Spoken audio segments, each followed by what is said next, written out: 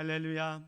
오늘도 하나님의 은혜와 축복이 여러분과 여러분의 가정에 충만하시기를 주님의 이름으로 축원드립니다. 옆에 사람하고 또 앞뒤 좌우에 함께 인사하겠습니다. 엄지척하면서 당신이 최고입니다. 자, 부의하면서 승리합시다. 세 손가락 세상에서 승리합시다. 사랑합니다. 하이파이브 하면서 오늘도 파이팅 합시다.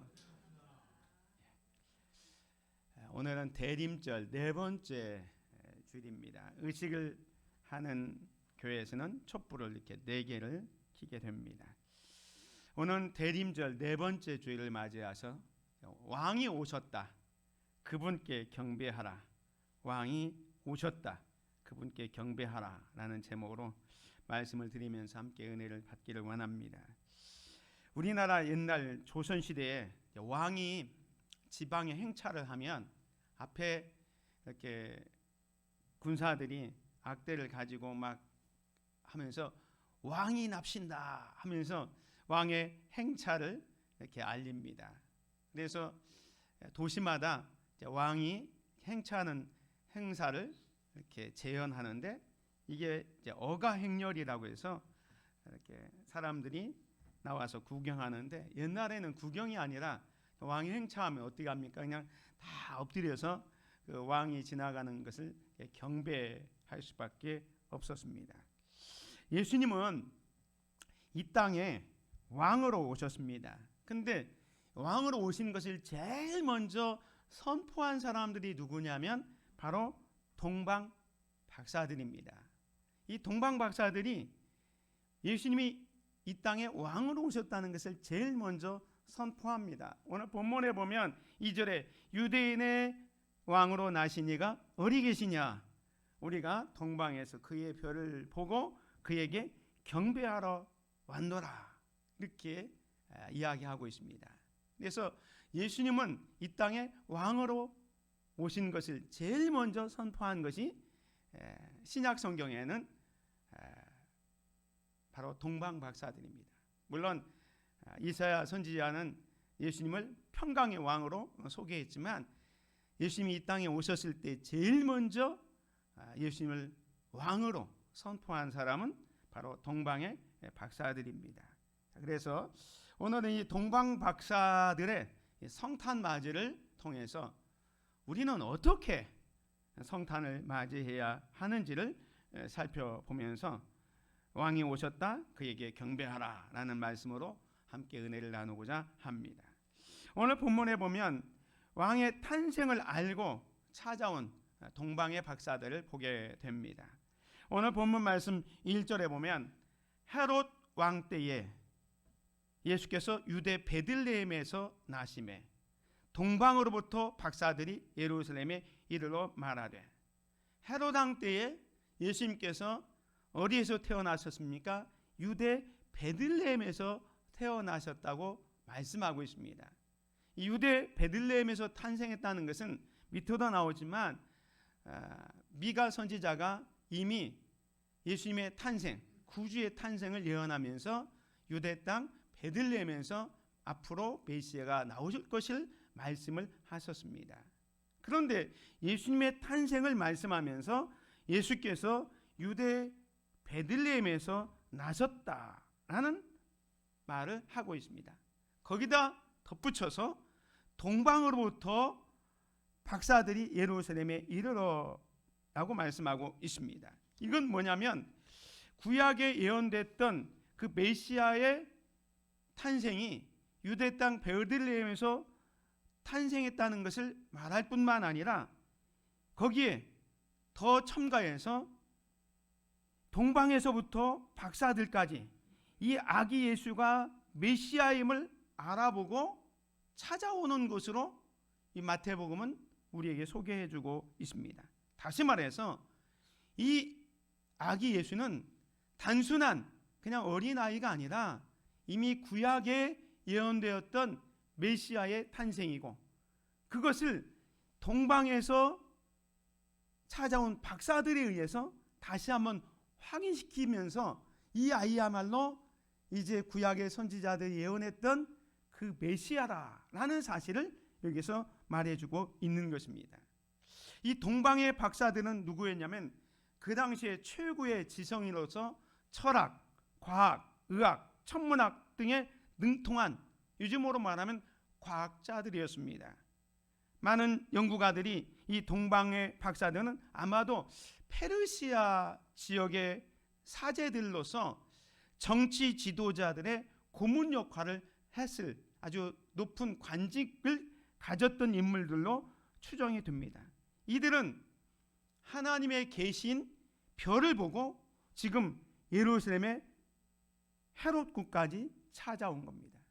단순히 별을 보고 그 별을 연구하는 천문학자로 찾아온 것이 아니라 그들은 2절에 보면 이렇게 얘기합니다. 유대인의 왕으로 나신 이가 어디 계시냐? 우리가 동방에서 그의 별을 보고 그에게 경배하러 왔노라 라고 얘기합니다. 이 동방에서 찾아온 박사들은 그 별을 보고 이건 분명히 유대인의 왕의 탄생을 의미하는 별이라고 생각을 했습니다. 그래서 그 별을 따라서 강을 건너고 물을 건너고 정말로 오랜 기간 동안의 여행을 통해서 지금 예루살렘 헤롯 궁전까지 온 겁니다. 왜냐하면 왕은 당연히 왕궁에서 태어날 거니까 헤롯 왕궁에 가서 유대인의 왕으로 나신 이가 어디 계시냐라고 질문하고 있는 겁니다. 이 동방의 박사들이 아기 예수를 유대인의 왕이라고 지칭하는 이유는 아기의 탄생이 그냥 단순히 한 집에 어린아이로 탄생했기 때문에 그것을 축하하러 온 게 아니라 그 어린아이를 유대인의 왕이라고 표현하고 있는 겁니다.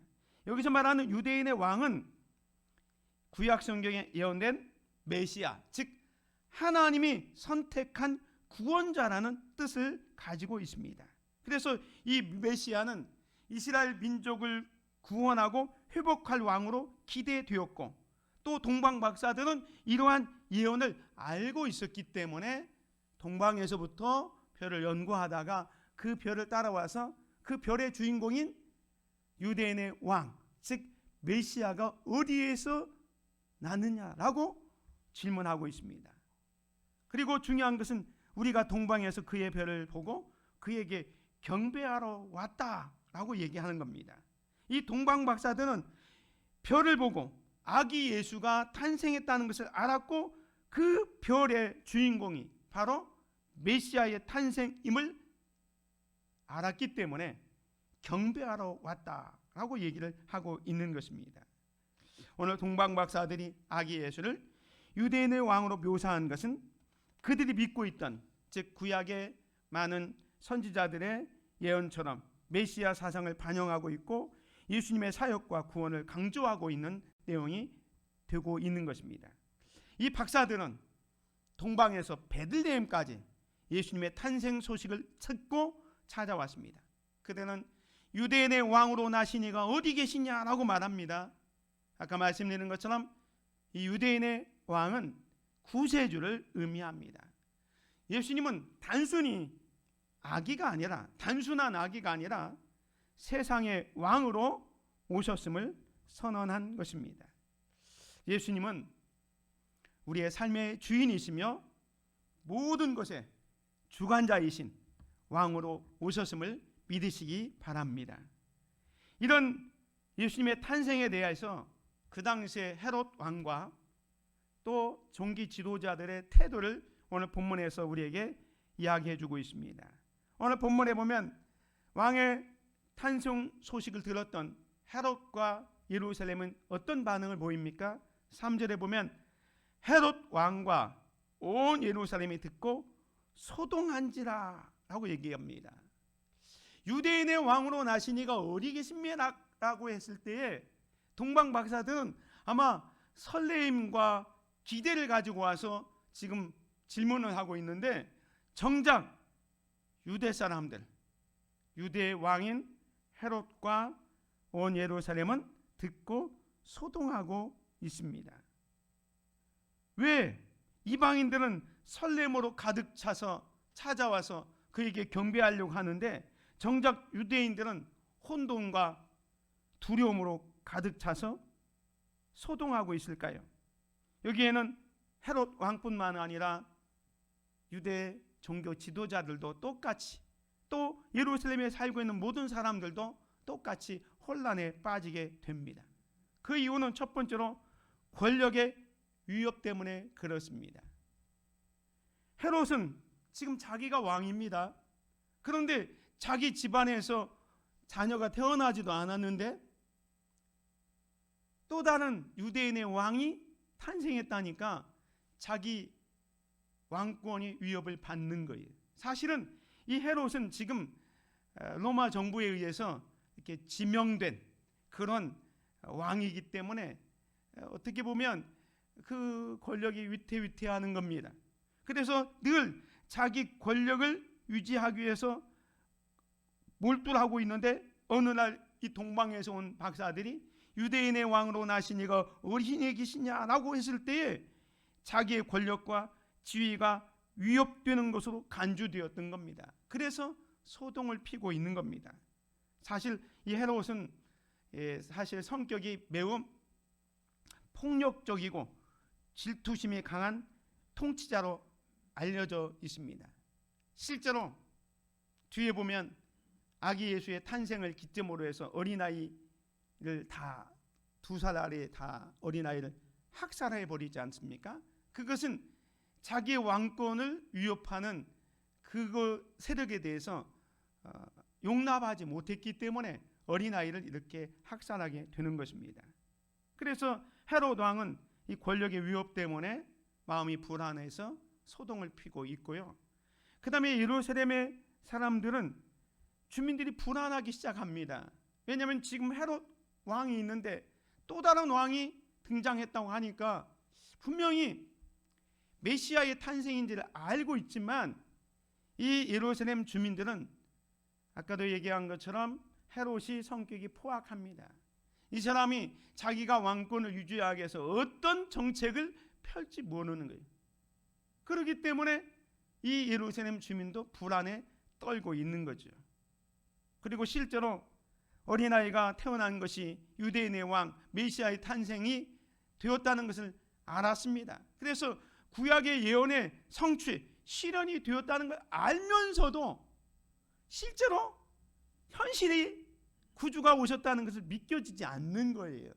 그래서 불안에 떠는 겁니다. 아마 오늘날 우리들도 그럴 수도 있을지 모르겠습니다. 주님이 다시 오셨을 때에, 재림에 왔을 때 우리는 주 예수여 속히 오시옵소서라고 이렇게 기다리고 고대하고 있는데 어느 날 갑자기 주님이 오셨을 때 과연 우리는 아멘 주여 하면서 주님을 기쁘게 맞을 수 있을까요? 아니면 불안하고 초조할까요? 현실이 진짜 내가 기대했던 대로 현실이 주님이 오셨는데도 불구하고 마음의 기쁨보다는 불안한 마음이 더 있을 수도 있습니다. 왜? 내가 아직 주님을 맞이할 준비가 되어 있지 않는 사람들은 주님이 오셨을 때에 기쁨보다는 불안과 초조, 그럴 수도 있을 겁니다. 지금 이 메시아를 기다렸던 유대인들도 마찬가지. 헤롯 왕도 예루살렘 사람들도 유대인의 왕으로 나신 이가 어디 계시냐라고 그 동방의 박사들이 얘기했을 때 그들은 오히려 기뻐하기보다는 소동하고 있습니다. 뿐만 아니라 그 당시에 종교 지도자들도 마찬가지였습니다. 대제사장과 서기관들도 똑같이 그 아기 예수를 맞이하지 못했어요. 헤롯이 여기 보면 왕이 모든 대제사장과 백성의 서기관들을 모아 그리스도가 어디서 나겠느냐 물으니 라고 말하고 있습니다. 분명히 동방의 박사들은 유대인의 왕으로 나신 이가 어디 계시냐라고 질문했는데 왕은 그리스도가 어디서 나겠느냐라고 묻고 있는 것을 보면 유대인의 왕은 바로 그리스도라는 사실을 그 당시의 사람들은 다 알고 있었던 겁니다. 그래서 왕이 묻는 거예요. 우리 집안에는 어린아이가 탄생하지 않았는데 그러면 성경에 예언된 그리스도가 어디서 나겠느냐? 그 당시에 종교 지도자들인 대제사장과 또 서기관들을 다 모아놓고 질문을 했던 거예요. 그랬더니 이르되 유대 베들레헴이 오니 이는 선지자로 이렇게 기록된 바, 또 유대 땅 베들레헴아 너는 유대 고을 중에서 가장 작지 아니하도다. 네게서 한 다스리는 자가 나와서 내 백성 이스라엘의 목자가 되리라 하였음이니이다. 이 종교 지도자들은 늘 말씀을 보고 연구하는 사람들이었어요. 그래서 메시아가 언제 어디에서 오는지를 이미 알고 있었습니다. 그래서 이 왕이 질문했을 때 그리스도가 어디서 나겠습니까? 물어봤더니 물론 이들이 뭐 찾았는지 모르지만 대답을 금방 했어요. 이 말씀은 미가서 5장 2절에 있는데 유대 땅 베들레헴에서 탄생하십니다 라는 이야기를 합니다. 자, 그러면 이 종교 지도자들은 메시아를 기다렸던 사람들 아닙니까? 그런데 정작 뒤에 보면 이 종교 지도자들 대제사장이나 이 서기관들이 아기 예수를 찾아서 유대 땅 베들레헴으로 갔다는 기록이 없습니다. 왜 그러면 자기들은 유대 땅 베들레헴에서 메시아가 탄생했다는 사실을 분명히 알고 그것을 헤롯 왕에게 알려주었음에도 불구하고 아기 예수에게 가지 않고 경배하지 않았을까요? 여러 가지 이유가 있지만 이 종교 지도자들은 구약의 예언을 잘 알고 있었지만 그들은 정작 메시아 되신 예수님이 이 땅에 오셨다는 사실을 믿지 못한 거예요. 이론적으로는 너무너무 잘 알았습니다. 앞으로 오실 메시아는 유대 땅 베들레헴에서 올 것이다. 앞으로 오실 메시아는 뭐 동정녀의 몸으로 통해서 오신다. 뭐 등등 구약의 예언들을 너무도 잘 알고 있었지만 그것은 단순히 이론에 그쳤습니다. 그리고 이 종교 지도자들은 종교적 의식이나 법에만 집중했지 실제로 그리스도를 만나서 경배하고 싶은 마음은 전혀 없었던 거예요. 사랑하는 성도 여러분, 오늘 우리가 이 진정한 경배가 얼마나 중요한지를 깨달아야 됩니다. 우리는 신앙생활할 때 우리도 단순한 지식으로 신앙생활하는 분들이 많아요. 성경을 많이 압니다. 근데 많이 아는 것도 중요하지만 그 아는 것을 내 삶에 적용해서 말씀대로 순종하고 말씀대로 살아야 되는데 성경 지식과 삶이 동떨어져 있는 겁니다. 바로 오늘 본문의 종교 지도자들이 그래요. 유대 땅 베들레헴에서 메시아가 탄생한다는 것은 알았지만 그걸 박사들에게 알려주었고 왕에게 알려주었지만 자기들은 정작 유대 땅 베들레헴에 찾아가서 아기 예수께 경배하지 않고 있는 겁니다. 형식적인 신앙생활, 이게 잘못되었다는 것을 알 수 있습니다. 뿐만 아니라 이 종교 지도자들이 왜 아기 예수께 찾아가서 경배하지 못했을까요? 그것은 우리가 이미 살펴본 것처럼 유대 그 종파에는 바리새파, 사두개파, 에셈파, 뭐 열심파 있어가지고 각자 자기들 나름대로 메시아관이 조금씩 달랐다고 그랬습니다. 그들이 기다렸던 메시아와 어린아이로 오신 예수님과는 너무도 동떨어졌거든요. 그들은 정치적인 메시아 아니면 군사적인 메시아 그런 메시아를 기다렸는데 지금 뭐 어린아이로 이 땅에 오신 예수님을 찾아가서 경배하기가 이해가 되지 않았던 거예요. 받아들일 수가 없었던 겁니다. 사랑하는 성도 여러분, 하나님의 계획이 우리의 기대와 또 다를 수도 있음을 우리는 인식해야 됩니다. 때로는 예기치 않은 방법으로 우리에게 다가올 수 있는 거예요. 근데 오늘 종교 지도자들은 자기가 생각했던 메시아, 정치적인 메시아, 또 어떤 뭐 군사적인 메시아, 그런 메시아만 기다렸다가 어린아이로 오신 그 예수님을 메시아로 받아들일 수가 없었기 때문에 지금 유대 땅 베들레헴에 찾아가서 아기 예수께 경배하지 못했던 것입니다. 믿음의 사람들은요, 예수님의 탄생을 단순히 지식으로 아는 것이 아니라 그를 만나고 경배하는 것이 얼마나 중요한지를 깨달아야 합니다. 경배는 지식이나 형식에 그치지 않고 행동으로 이어져야 합니다. 오늘 우리는 세상의 정치적 상황 또 사회적 상황에 휘둘리지 않고 진정한 예배자로 설 수 있기를 주님의 이름으로 축원을 드립니다. 이렇게 헤롯 왕과 종교 지도자들은 아기 예수께 경배하지 못했는데 반면에 동방의 박사들은 아기 예수의 탄생을 어떻게 맞이하고 있습니까? 오늘 9절에 보면 박사들이 왕의 말을 듣고 갈새 동방에서 보던 그 별이 문득 앞서 인도하여 가다가 아기 있는 곳 위에 머물러 서 있는지라. 그들이 동방 박사들이 별을 보고 매우 크게 기뻐하더라. 이 동방 박사들은 처음에는 유대인의 왕이 헤롯 궁에서 탄생했다고 생각해서 헤롯 궁을 찾아갔는데 선지자들의 예언에 따라서 이제 유대 땅 베들레헴으로 인도함을 다시 받아서 가다가 다시 그 동방에서부터 인도했던 그 별을 보게 되죠. 그리고 그 별이 여기 뭐라 했습니까? 악이 있는 곳 위에 머물러 서 있는지라. 자기들을 인도했던 그 별을 보는 순간 매우 크게 기뻐했습니다. 이 동방 박사들의 기쁨은 첫 번째로 구주를 찾은 기쁨이었습니다. 저 멀리 페르시아에서부터 강을 건너고 물을 건너고 엄청난 그 여정을 거쳐서 구주를 찾아왔는데 드디어 그 구주 되신 예수님을 만나게 된 그 감격 때문에 매우 크게 기뻐하고 있는 것입니다. 이 구주를 만나는 기쁨은 무엇과도 비교할 수 없는 것이었습니다.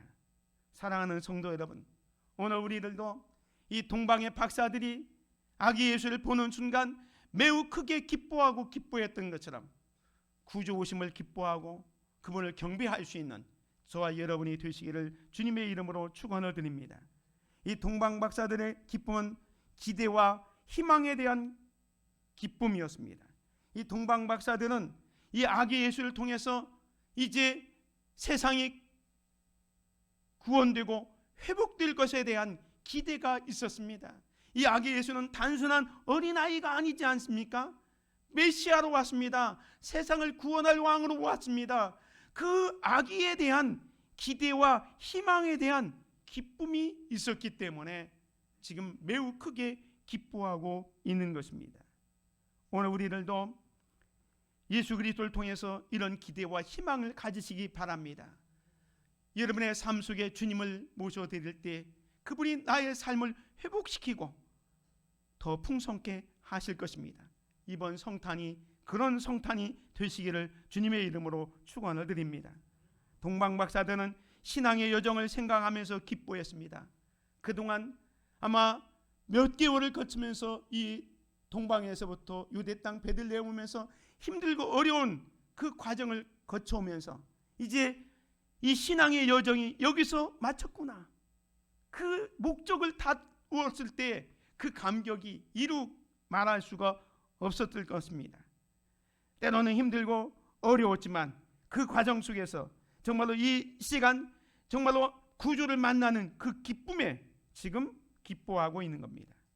그래서 어떻게 합니까? 그 구주를 경배할 것을 경배하죠. 아까 처음에 유대인의 왕으로 나신 이가 어디 가십니까? 우리가 그를 연구하기 위해서 왔습니다가 아니라 우리가 그에게 경배하기 위해서 왔다고 했지 않습니까? 그래서 그 구주를 경배할 것을 생각하니까 너무 감격스러웠습니다. 박사들이기 때문에 그 별을 보면서 많은 연구를 하고 요즘으로 말하면 또 하나의 박사 논문을 쓸 수도 있었지만 이들은 연구를 위해서 온 것이 아니라 그 아이를 경배하기 위해서 왔기 때문에 그 구주를 경배할 것에 대한 기쁨이 충만했던 겁니다. 그래서 어떻게 합니까? 11절에 보면 집에 들어가 아기와 그의 어머니 마리아가 함께 있는 것을 보고 엎드려 아기께 경배하고 보배합을 열어 황금과 유향과 몰약을 예물로 드리니라 라고 말씀합니다. 여러분, 이 동방의 박사들은 팔레스타인의 정말로 정치 지도자의 고문 역할을 하는 높은 직위에 있는 사람들이었다고 했습니다. 지위도 높고 나이도 상당히 많았을 것입니다.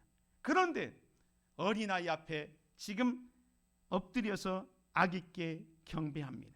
근데 그 앞에 보면 집에 들어가 아기와 그의 어머니 마리아가 함께 있는 것을 보고 엎드려 아기께 경배하고 마리아에게 경배하지 않았습니다.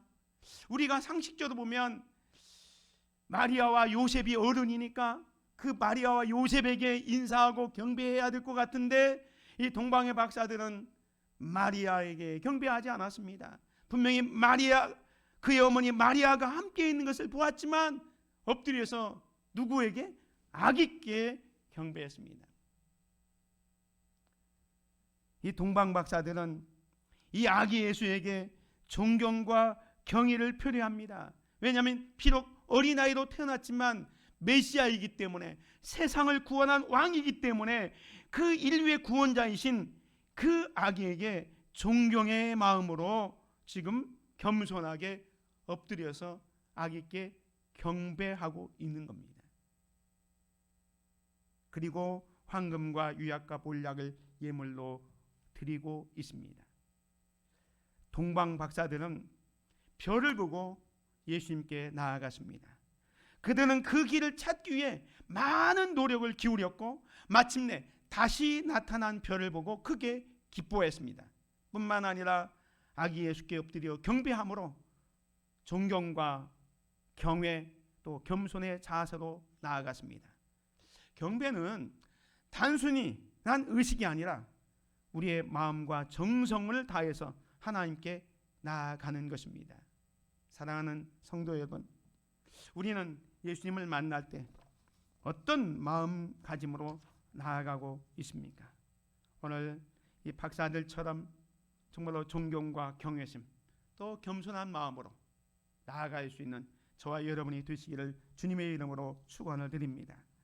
특별히 이 박사들이 드린 예물의 의미가 있습니다. 오늘 본문에 보면 이 박사들이 보배합을 열어 황금과 유약과 몰약을 예물로 드리니라 그랬습니다. 이 동방 박사들은 그저 단순히 아기 예수께 경배하는 것으로 그치지 않고 그 경배가 진실함을 나타내기 위해서 그 아기께 보배합을 열어서 황금과 유향과 몰약을 드리고 있습니다.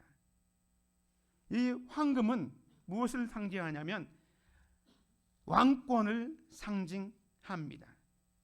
이 왕권을 상징하면서 동방 박사들은 아기 예수께 지금 황금을 드리고 있는 것입니다. 뿐만 아니라 이 황금을 드리면서 우리에게 주는 교훈이 뭐냐면 오늘 우리들도 예수님을 나의 삶의 왕으로 모셔야 하며 그분의 주권을 인정하고 순종하는 삶을 살아야 함을 말씀해 주고 있습니다. 여러분의 삶 속에 예수님을 왕으로 모셔드리기를 주의 이름으로 축원을 드립니다. 두 번째로 드렸던 예물이 뭡니까? 유향입니다. 유향은 하나님께 드리는 제사에 사용되는 재료로서 신성함과 경배를 상징하는데 예수님의 신성, 신의 성품, 하나님이라는 그 의미를 담고 있는 것입니다. 유향을 드림으로써 당신은 하나님이십니다 라는 그런 의미로 유향을 드리는 거예요. 제사장들이 이제 제사할 때 이 유향을 펴서 이렇게 거룩함을 나타내는데 쓰였던 재료가 유향입니다. 우리는 예수님의 신성을 인정하고 또 하나님과의 깊은 관계를 추구하면서 주님을 경배하고 높여야 될 것입니다. 세 번째 드렸던 예물이 몰약입니다. 이 몰약은 장례식에서 사용되는 향료로서 시체의 부패를 좀 지연시키고 막는 그런 역할을, 방부제 역할을 했던 게 몰약입니다.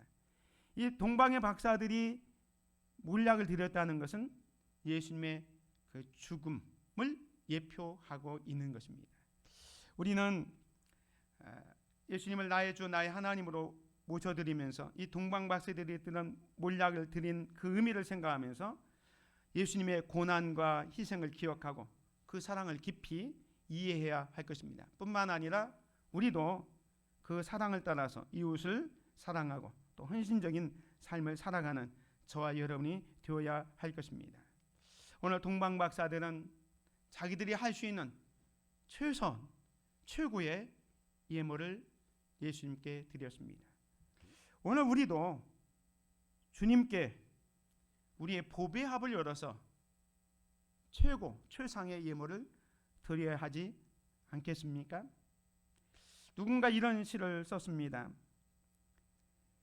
너희는 나를 주라고 부르면서 순종하지 아니하고, 너희는 나를 빛이라 부르면서 보지 아니하고, 너희는 나를 생명이라고 부르면서 소유하지 아니하고, 너희는 나를 지혜라고 부르면서 열망하지 아니하고, 너희는 나를 부유하다고 부르면서 추구하지 아니하고, 너희는 나를 영원하다고 부르면서 바라보지 아니하고, 너희는 나를 신실하다고 부르면서 신뢰하지 아니하고, 너희는 나를 존귀하다고 부르면서 섬기지 아니하고, 너희는 나를 영광되다고 부르면서 영화롭게 하지 아니하고, 너희는 나를 공의롭다고 말하면서도 두려워하지도 아니하니 내가 너를 정죄하거든 나를 비난하지 말아라.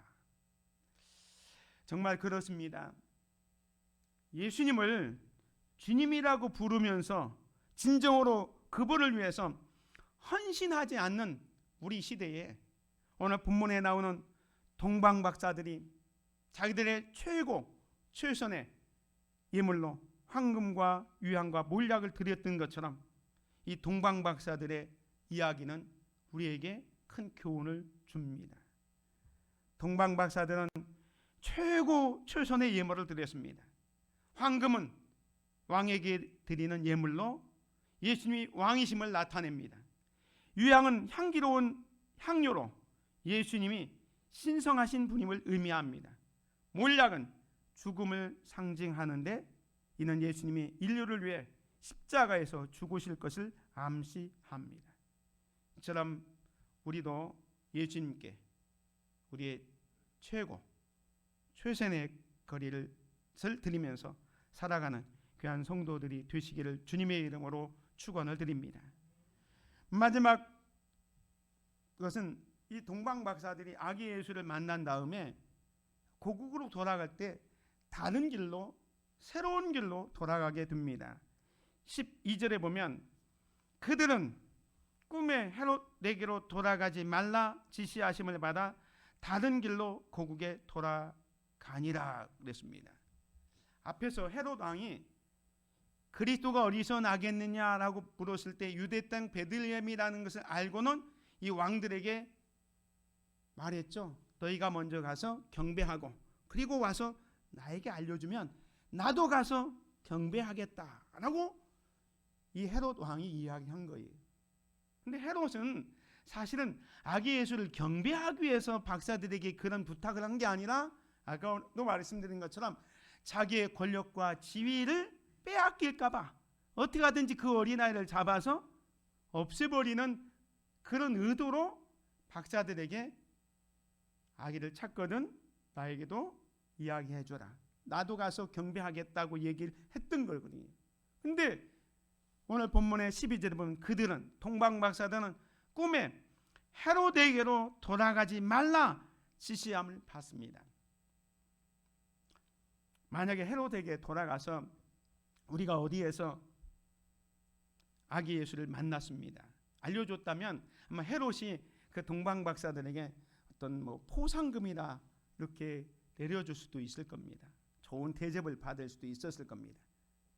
그런데 이 동방의 박사들은 꿈에 헤롯에게로 돌아가지 말라라는 지시를 받고 다른 길로 고국으로 돌아가고 있습니다.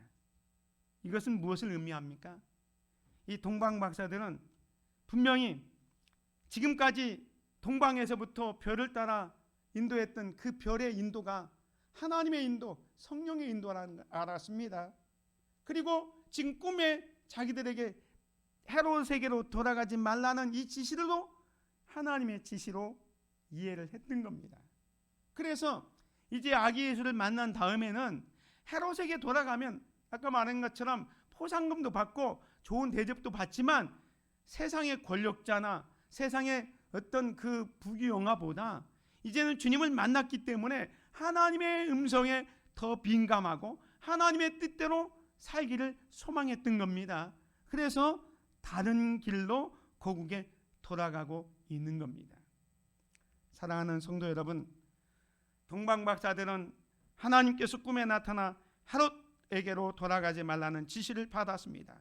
그들은 순종하여 다른 길로 돌아갔습니다. 이는 우리에게 중요한 교훈을 줍니다. 예수님을 만나고 나면 우리의 삶도 변화되어야 하며 세상의 길이 아닌 하나님의 길로 나아가야 함을 의미합니다. 이 세상에는 수많은 길이 있습니다. 지름길도 있고 편안한 길도 있습니다. 그러나 주님은 나를 따라오려거든 좁은 문으로 돌아가라. 힘들고 어렵지만 그 길을 가라 된다라고 말씀합니다. 예수님이 친히 말씀합니다. 내가 곧 길이다 라고 말씀합니다. 우리는 그 길을 따라가야 됩니다. 새로운 길이 때로는 힘들고 어렵지만 그 길을 가야 합니다. 우리가 예수님을 경배할 때 우리의 삶의 방향도 바뀌어야 합니다. 말씀을 맺습니다. 동방 박사들의 성탄 맞이는 구주를 찾아오는 열심이 있었습니다.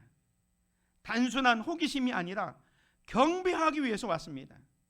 동방 박사들은 아기 예수를 만나는 기쁨이 충만하여 경외와 존경과 경외심 또 겸손의 자세로 경배했습니다. 최고 최선의 예물을 드렸습니다. 그리고 동방 박사들은 세상의 권력자의 말보다 하나님의 말씀에 순종하는 삶을 살았습니다.